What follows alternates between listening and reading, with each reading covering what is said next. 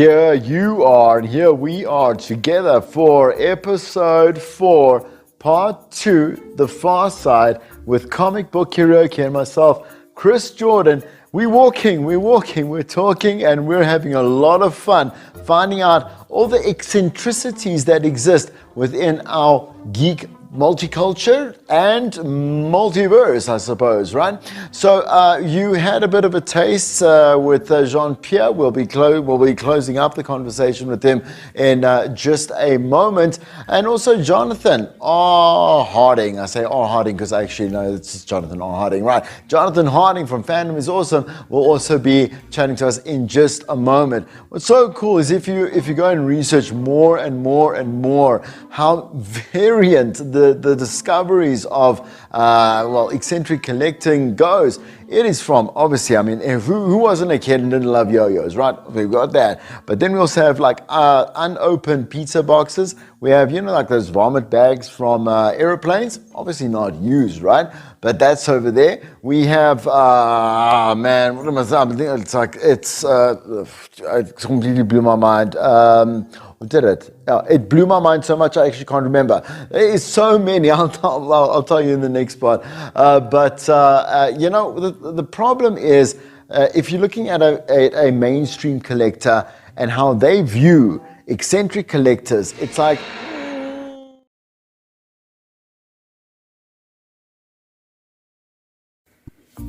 smiling. Smile. We're back at the speech bubble and back with Jordan. He is the mini little baby superhero. I said, no, you're no longer a baby. So I can't say that. That's wrong. Okay. So he's my little superhero. Well, okay. He's a little superhero. He's in my words, you're my half shell hero. Right? Right. Okay. All right. So anyway, right. So the speech bubble is about tapping into, a kid's point of view. But the things that pretty much whenever an adult asks an adult or an adult has to think about it, or whatever it is, everything we complicate and everything has to become something like a political agenda or just a headache at the end of the day. Okay, first of all, I want to first know, just by the way, just has nothing to do with anything. Who is your coolest superhero? My coolest superhero, you already know. But they don't know, so you should tell them. Captain Marvel. Oh yeah, you told me the other one, I forgot already. Okay. Tell me exactly. Okay, give me 3 superheroes you like. So Captain Marvel. Thor. Thor. Let me think about this. Mm-hmm. From any superhero. Anyone. Anyway. I don't mind if it's DC. I'm fine. Okay, I'm okay with that. If you're a DC person, break my heart. But anyway. Okay, hold on for that. Tell me why Thor. Because he has a hammer. And that's cool. Long hair? Do you want long hair like Thor? No. No, good. Okay, not a real Greek, this one, yeah. Which is perfect. Anyway, so okay, anyway, so here's my question for today. We're talking about people who are different, okay? So, why is it good for everyone to be different? So, as we're not the same. So, if everyone was the same, then it'd do the same thing. It would be just boring. It would be boring. Okay, tell me about some people that you know are very different. They can be anyone. It can be at your school, it can be people that come to the house that are mommy's friends or your friends, doesn't matter. Tell me about someone who's like one of them that's very different, and tell me what's different about them. Like Jane. Jane's doing nothing. She's exactly the same as you. Well, not exactly the same. What's different? What's the best thing about Jane? Jane. Auntie Jane. Love. Huh? She? Love. Oh, she loves in a Jane way, hey? Yes, superhero Jane way. Okay, what's the best thing about your best friend is? I'm bad with names. So I have 4 best friends. Okay, Marang, give me Marangs. What's so cool and different about Marang. What makes Marang Marang? Marang, he's my brother, but he's much different. How? Tell me. He's allergic to pork. Okay. Yeah, he's allergic to pork. He's allergic to beef, which I'm not allergic to. Okay. What did you think? What makes him? Why do you want him to be your best friend? What makes him so cool that he's your best friend? Looks good. He's nice. Presentable is very important. That's all. And he's a nice guy. Yes. Does he tell jokes? Not really much. Not a strong point. Okay. Not really much. Okay. Well, I mean, okay. So here's my thing. I'm going to ask you about you're sitting in my man cave. Okay. Yes. Now, there's no touching in here. I mean, this is just whatever it is. But with your toys, like you play with them. What am I gonna do with my man? Oh, do you want a man cave? I'm having a castle. Oh, are you going to do it kind of like mine, or are you going to do it better than mine? Oh, I don't know. It doesn't have to be the same. It doesn't matter about what that is. You're going to put your toys in there? Yes, of course. Is it the one that's going to be in the garage that they're building? Yes. Okay. They finished building it, but my mom wants to get rid of everything. Okay. And except for shelves. Okay. But no, you can't come in from the garage. You have to come in through the gates and the garage entry. Okay, so here's my thing. Like, this is a special place. A man cave is a special place. So you can put a man cave together. What do you think you want in that man cave to make it special? Well, let me see. I'm gonna have carpet in there. Nice, very nice. For I'm winter. gonna have toys in there. Nice. A poof. A poof. So that's Actually, 3 poofs in there. for your friends, or for me, or for mommy. Marang. Okay. Um. Actually, I have 2 brothers. Do you want to put your art in? Like, look, I put my art here. See there? That's everything. That's what I drew. I don't really have any art. But you draw all the time. I paint. When you read, do you think you're going to want to read some comics? If I give you some I don't comics. really like comics. Oh, okay. So you like cartoons. Yeah. Everyone's different. That's the whole point. Eccentric, right? Okay. Give me your favorite cartoon right now. My Tell the favorite camera. cartoon. Yeah. So tell them out there, if they don't watch what you're watching, they're missing out. So do you get the camera? So my favorite cartoon. There we go. My favorite cartoon is Teen Titans. Why? They're funny. Uh-huh. They're cool. And they're funnier than anyone else. Yeah. Is Robin your favorite? Yes. He is. Okay. Well, you see, there is literally a geek for everybody and everyone and everything. And do you have a superhero saying? Why not? We'll close with that. I have Ninja Turtles. Okay. Do they have a saying? The same. Yeah, like let's say like they say cowabunga. No. Oh. Okay. Ooh, I don't even know any sayings. This is terrible. If you had a superhero saying, so let's say you were going to fly off, you're up and away. Infinity and beyond. Infinity and beyond. There. There. Man, remember you could send the postcard. Not the postcard, the envelopes. So yes. fill it out, yeah, and say, if you're missing 2 or 3. So at a stage, they allowed you to actually buy completed albums, and I bought. Wow. I think that album complete, unstuck. So that I did I think it was the Smurfs that I bought from them, and E.T. Extra to E.T. Fandom. Oh no! So I don't know. all of them in, and the Transformers. So that's where albums I stuck all 3 in, completed it, brand new, stuck in, except for He-Man. For some reason, I think I just turned over to that 12, 13 years old, 13 age, and I didn't, bother about it anymore. So I kept it unstuck, packed away in a box for 20 years, and then later on found out, hey, I haven't stuck this in. Aren't I lucky? Yeah. And I think an unstuck album now currently I see goes for about $500 to $600. Yeah. Before this high. I mean, this was two odd years ago, the last time pricing on it. But He-Man and Master of the Universe has always had a huge following, even more than Teenage Mutant Ninja Turtles. Yeah. I mean, I know that you're right, but my ears don't want to hear.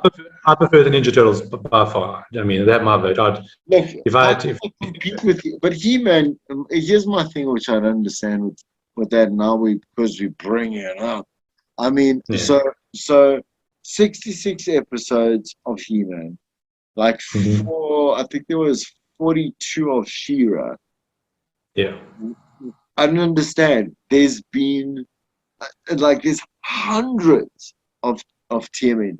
I'm saying to you, why I don't get where the hype went afterwards. Because I mean, I was born in 1980. The He-Man craze was just going. When Thundercats came in, boom. Then He-Man was a myth. You know, they attempted, obviously, she was obviously bridging the gap there. And when she faded out, both, I mean, I've actually looked at both seasons many times, and they end abruptly. I've tried. It feels like we don't have the rest of the collection. I'm saying to you, It's a sidebar. Tell me, is it something that you saw on that documentary? Why? I mean, why was it such a massive, big deal? I'm not really sure. The only thing I can think of is because it's older. It's probably got, say, 10, I'm going to say about maybe 7 years on the Ninja Turtles, I think. Yeah, it is, definitely. So it's almost one generation of extra people that got to watch it, watch as their first cartoon, as their first, I'm going to say, as a cartoon. My brother, my older brother, he was in that age group, and he prefers the Master of the Universe figurines, anything over the Ninja Turtles. I was always more of a Ninja Turtle fan, just because I think of the age group. So he grew up with all his friends playing He-Man.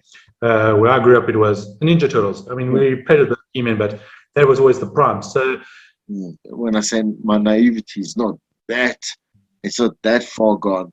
I'm just saying, like, especially when I go onto social media, because it's so toxic as it is. But the thing is that's what I'm saying to you. From group to group to group, you will navigate and see. You see, after about 3 weeks or so, you start seeing where the arseholes lie and how, and because you obviously have to let something become habits. Your daily habit, weekly habits, and your monthly habits, and you'll see when they start popping up. Social media is actually the problem. That's where for sure. It's purely that. Yeah, but look, also if you are a deer, like you said there, I'm going to be 10 times that on social media, also times that by 4 or 5 social media platforms. But that's okay. Because unlike the old days, unlike the old days, if you're addicted to someone in the face, they'll slap you. Now, the thing is, no one lets idiots talk in like a conference. I'm saying to you, a conference in a hall. So I want to. So I'm going to bring it back to the sticker books. So I want to. Okay, what would happen if you lost them all? I would be very, very, very sad. Obviously. Sure. Sad is. So let's say the fire came and boom, like everything was gone. Now tell me the raw emotion, like.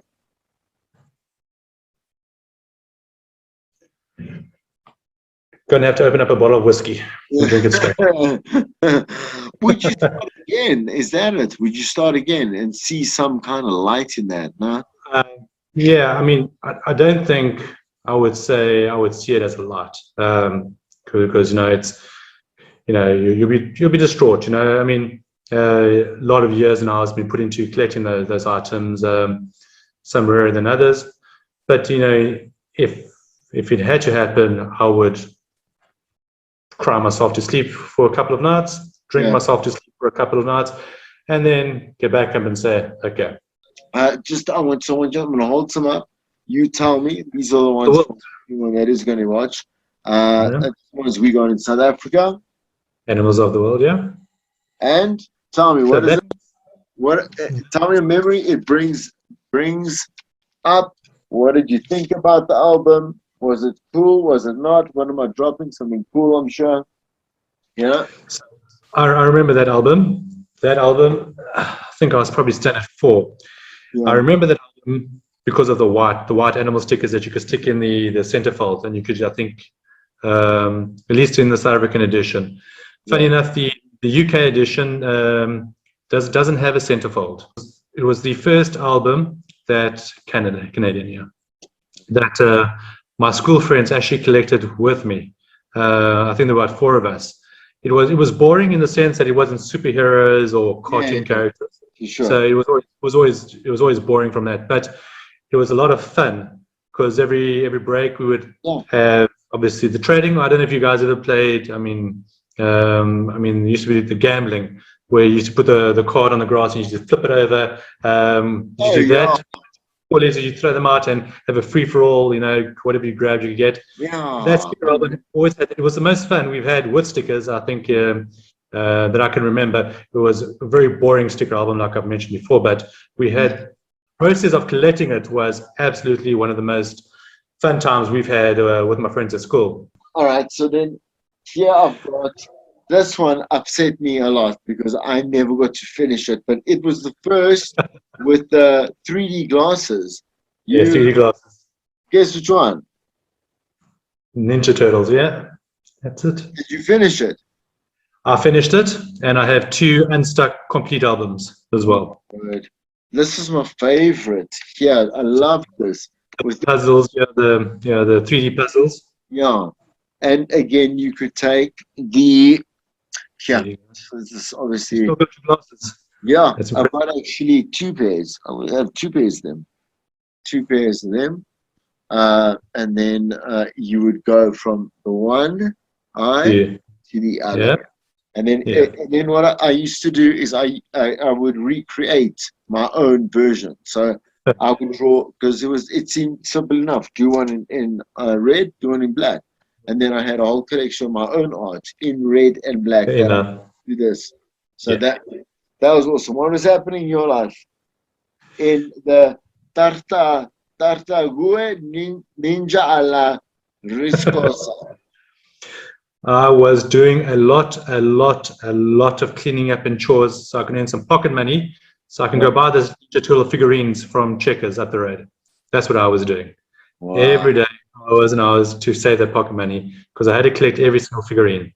You know what I'm saying to you, right? One thing that most disappointed me in a sticker album is the Thundercats, the centerfold. But that was awesome. There was 2 stickers that crossed over the folding of the centerfold. Oh yeah, oh my word! The living crap out of me that I had to bend those stickers to put back into my album. No, I cut mine. I had to cut mine eventually to make sense. I think it was the Ice Queen. It wasn't that Ice Queen? Ice Queen. It was Ice Queen, yes. Ice Queen, yeah. I cut them off. It annoyed, even at 4 years old or 5 years old, it annoyed the living crap out of me and still does to this day. So that's the most disappointing thing. I think some of the rarer, I'm not going to call them stickers, but they're more cards than stickers, is the South African edition superhero swap. I don't know if you remember those, where they came. It was a South African produced album. They did Disney and they did the superheroes, Marvel, DC. I don't know if you should remember the Disney ones. They always came with like South African companies like Wimpy on the top of the sticker, or Nesquik. Had like the Fox and the Hound, and it had like a branding. But it was a locally produced South African album back in the 80s. And then also the superhero swap sensation, also the South African company that did it, where he mixed up Marvel and DC characters. And basically they were kind of stickers. You had to glue them. They were cards, but you had to glue them into the album. So not extremely valuable at all, because it's a locally produced thing. So the world markers don't know about them. But I think rare, just because it's a local product that came out and was distributed within South Africa. Again, I lived a life of manipulation. I hid all the ones that I could, like Yeah. top, top, like cupboards. Yeah. Yeah, Yeah. my mother didn't know shit. Like, and then I came back when I was, like I said, when I was in when I moved, Mhm. and I came back and said, I have a number of things to collect. A lot of Yeah. them. Yeah, my heart was like, yeah, that's what I saw. Anyway, What you should have done is just got your hands on a Playboy magazine, and then you would have left that on the shelf right up front. So when your mom would find that, it'll be over. She wouldn't look any further because she really would have found something to get you I used as a to sell. distraction, as a decoy. I'm saying as a decoy. That's very clever. No, you know what? The Playboy, and this is completely, it's not going on. Doesn't matter. You know, you had to the scratch and the sniff ones, the scope. Yes, we Yeah. scratched it off because it wasn't allowed. So again, because obviously we had a shop, so you know, it started there. But then my sisters found it, and they made sure. So it took like a black turkey and made a little commentary. Ooh, look at this one here. Shit, that beautiful, pointing right to him, KK, you know? And every page, what do you think he's thinking of, you know? But as a sidebar, I used to sell, so I saw a business in it, and I would sell it to all the boys at Task Playful, Playful Scope, the Afrikaans one was Los Leif. Yeah. Coin. Yeah. Good business opportunity a long time ago. Huh? Yeah, I mean, come on, and because nobody could buy it because they did not have age access. Exactly. You needed an inside man, and you were the guy. That's it. Anyway.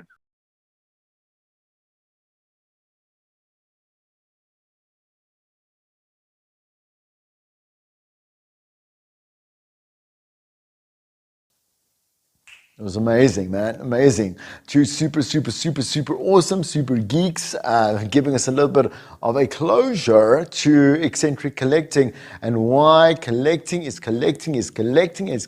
and why we actually, as geeks, should be exploring just more than what we are interested in. I love TMNT, as I always say, love it. It doesn't mean I have to go now collect, let's say, like a whole range of Barbie dolls that are based on like Gone with the Wind. It just means that I want to go and find out a little bit more about role playing and LARP as well, and whatever it may be in terms of like the smallest, most sentimental and beautifully cherished collections within the comic book culture. Okay, well, it's time for our historical moments in comic book history, and that is the death of Superman. The first death. I'm not quite sure how many times he did actually pass after this, but I did. I mean, this is obviously a humongous deal because Superman, being the first superhero introduced way back when, first superhero of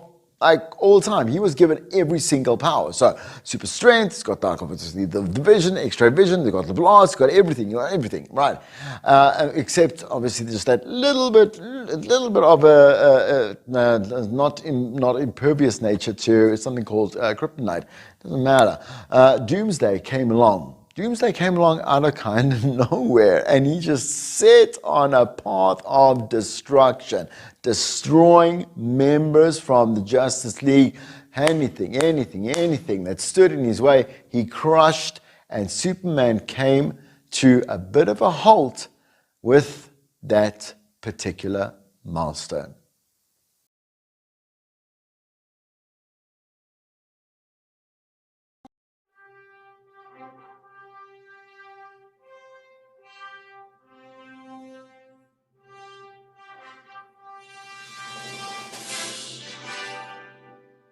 Well, Death of Superman was, like, as you say, it was his first actual death. Yeah. This was an unkillable character, basically. I feel like I'm pretty sure he had died somewhere else along the line. The Golden Age being what it was, all sorts of crazy stuff happened. Right. But This was a big The thing. 90s were crazy. And people were told about this ahead of time. Like, we were told, hey, there's this, well, I say we, I wasn't around, but fans were told, hey, there's this comic on the way. Yeah. It's called The Death of Superman. You can guess what happens. And people were like, what? And How it is was that? sold How is that sold going out. to happen? Like, if there's any way to sell a comic, it's like, hey, by the way, so-and-so's going to die. Yeah. And like, all of their fans will come out in droves to find out how that happens. Yeah. So that was a huge thing. How is this going to happen? And of course, with the introduction of a brand new villain, Doomsday.